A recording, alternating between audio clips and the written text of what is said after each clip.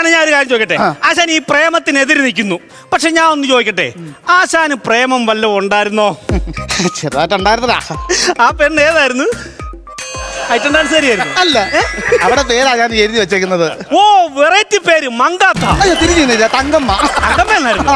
അല്ല, എന്ത് ഈ പ്രേമം പൊട്ടാനുള്ള കാര്യം എന്തുവാ? അതൊരു വലിയ കഥയാ. ഒരു കാര്യം ചെയ്യുന്നു പറ, ഞാൻ ആ കഥയൊന്ന് കേക്കട്ടെ. ഞാൻ ആ കഥ പറയാം.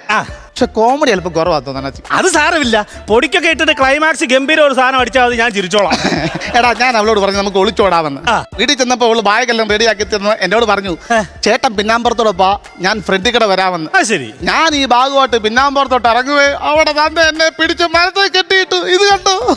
ഇത്ര അടിച്ചിട്ട് ആ പെണ്ണൊന്നും തടഞ്ഞില്ലേ ആശാനെ? അവളാണ് ആദ്യത്തെ കമ്പ് വെട്ടിക്കൊടുത്തത്. ആശാനെ, ഈ കോമഡി ഇല്ലെന്ന് പറഞ്ഞപ്പോഴും ഞാൻ പ്രതീക്ഷിച്ചു നിങ്ങൾ ഇടയ്ക്കൊക്കെ എന്തെങ്കിലും ഇടുവായിരിക്കും. പക്ഷെ ക്ലൈമാക്സിനോട് അടുത്തപ്പോ നിങ്ങളൊരു പ്രതീക്ഷ വന്നു, പക്ഷെ അത് നടന്നില്ല. സമയം കിട്ടിയില്ല. അതിന്റെ തിരിഞ്ഞു നോക്കി ഞാൻ തരാം. എന്തിനായിരുന്നു കോമഡി അല്ല അവിടെ കണ്ടിട്ട്? നീ ഐറ്റം വേറെ കളിച്ചു വന്നു. ആശാനെ, മലർവാടി വിളിക്കുന്നു. മലർവാടി അല്ല, മാർവാടി. Hello boss. ठीक है ठीक है ठीक है ठीक है. ओ कल कल कल कल मरे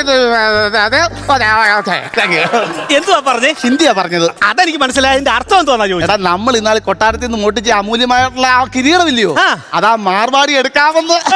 ഒരു കാര്യം ചെയ്യ്, അതിന് എടുത്തോണ്ടോ, നമുക്ക് പൊട്ടണം. അയ്യോ, അങ്ങനെ പെട്ടെന്ന് പോകാൻ പറ്റത്തില്ല.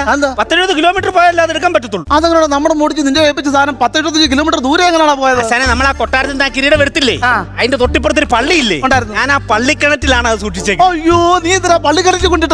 ആശാനോട് പറഞ്ഞില്ലേ ഞാൻ എന്റെ വീട്ടിൽ കൊണ്ടുവെക്കാമെന്ന്? അന്നേരം ആശാൻ എന്തുവാ പറഞ്ഞത്? അതൊക്കെ പള്ളി മതിയെന്ന്. അതുകൊണ്ടാണ് ഞാൻ ആ പള്ളിക്കിണറ്റിലിട്ടത്. അയ്യോ, ഇത്ര ദൂരം കിടക്കുന്ന ആ പള്ളി വരെ രാത്രി ഇനിയും പോണമല്ലോ. ഒരു കാര്യം, ഇന്ന് രാത്രി ആ പള്ളിയിൽ പോയി നമുക്കത് എടുക്കണം. അയ്യോ, ഇന്ന് രാത്രി നടക്കുന്ന കാര്യമല്ലത്. എന്തോ? നാളെ ക്രിസ്മസ് അല്ലേ, പള്ളി നിറച്ചു ആൾക്കാരായിരിക്കും, ചെന്ന് കയറി അമ്മ തല്ലി കൊന്നുകളയും. അതിന്റെ ഐഡിയ ഉണ്ട്. എന്തുവാ? നീ സാന്റയുടെ വേഷം എടുക്കണം. ഓക്കെ, അപ്പൊ നമ്മൾ അടുത്ത ഓപ്പറേഷൻ പള്ളിക്കിണർ. ഓക്കെ.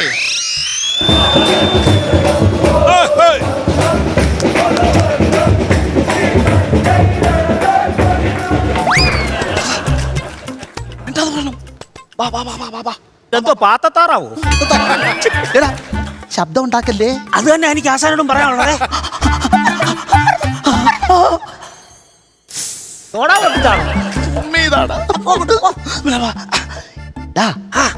അച്ഛനുണ്ടോ? പിന്നെ അച്ഛനില്ലാതെ എന്നെ മരപ്പൊത്തിന്ന് വലിച്ചെടുത്താന്നോ? അതല്ല, ഈ പള്ളിയിൽ അച്ഛനുണ്ടോന്ന്. അച്ഛൻ അരമനയിലുണ്ട്. അപ്പൊ ഇവിടുന്ന് പോയില്ലയോ? എന്തുവാ? അച്ഛൻ കരമനയിലുണ്ടെന്ന് പറഞ്ഞ. കരമനയല്ല, അച്ഛൻ അരമനെ കിടന്നുറങ്ങുന്നുണ്ടെന്ന്. അച്ഛൻ അരമനെ കിടന്നുറങ്ങുന്നത് നിനക്ക് എങ്ങനെ അറിയാം? ഞാൻ കഥവെ തട്ടി വിളിച്ചപ്പോ പറഞ്ഞു ഉറക്കത്തെ ശല്യപ്പെടുത്താൻ. അയാളെ കഥ തുറന്നു വന്ന ഒന്നും സംഭവിക്കത്തില്ല. തുറന്നു വരും, പുറത്തോട്ട് വെട്ടമടിക്കും, വാഴയെ കണ്ട് പേടിച്ച് തിരിച്ചു കയറി പോക്കോളൂ. സിനിമയിലൊക്കെ കണ്ടിട്ടില്ലേ? അല്ല, നമ്മുടെ ജീവിതം. ഞാൻ ഇതുപോലെ മോട്ടിക്കാൻ പോയപ്പോ എന്റെ അനക്കം കണ്ട് ഒരാൾ എന്നെ നേർക്ക് ടോർച്ച് അടിച്ചു.